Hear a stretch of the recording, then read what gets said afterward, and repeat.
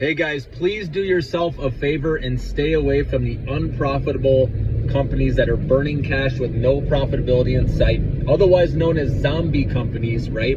There's a lot of these out there, and remember, 90% of businesses fail.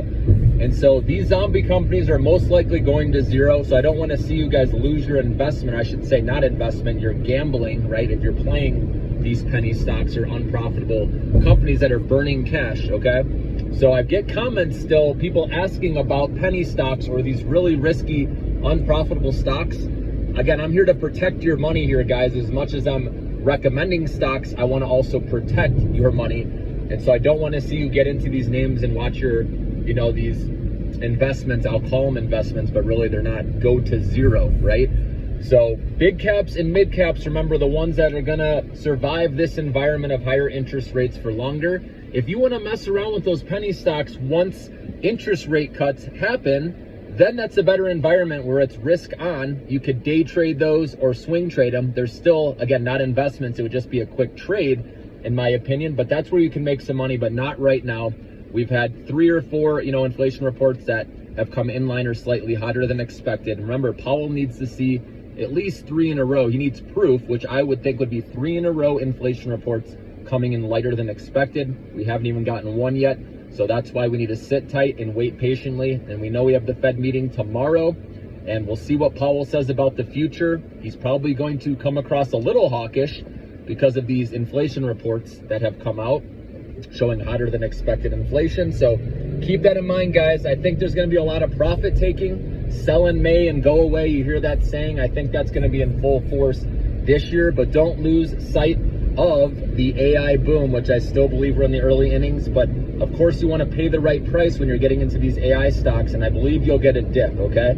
And for example, Nvidia, right? They do have one more earnings report where the year-over-year comparisons are still going to be strong, where they can have a big report, beat and raise, and the stock could do well again. But just know, after this upcoming earnings report, then it's the law of large numbers. They're going to be comparing from much bigger numbers year over year, okay? And that's where the growth is going to slow down, okay? So I think you'll catch a dip around then as well, before an interest rate cut happens. I think an interest rate cut is going to happen in November, and here's why.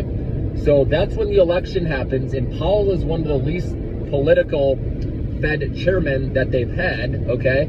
He does not want to cut rates and have people think that it's helping Biden. So I can see him just waiting until the election is final of who wins, and then he can cut rates after that in November. Okay, so that's my prediction when I think he's going to do it. Maybe it's December, okay, before the president takes office, right? January. So I could totally see that happening, so it's not political at all. But anyways, that's just my 2 cents, guys. But protect your money, preserve your capital. You've heard me say this many times. Annaly is a good choice.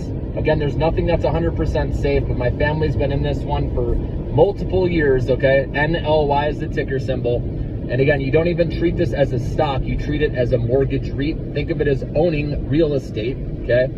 And you get a 14% dividend. You have to set it up going right to your bank account, not having dividends reinvested, okay? And then, like I said, it doesn't matter what the stock price does, because you're collecting a nice dividend every quarter, okay? And you do get taxed on that, remember, okay?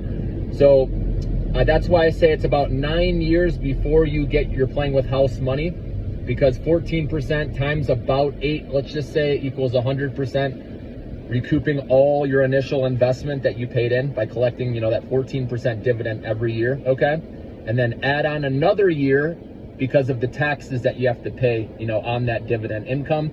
So that's why you got to look at it as just hold this stock for 9 years. Don't worry about what the stock price does, and have that 14% coming to your bank account every quarter as passive income or a second income. That's how I look at it, okay? And then, like I said, you get to 9 years, you're playing with house money. So my dad's done this. My grandma's done it. She's been in this for about 20 years. My dad's been in this 10 to 15 years. I've been in this a little over 5 years. So again, one of the smartest decisions I've made, because it doesn't matter what the stock market does, a guaranteed 14% will help you sleep well at night.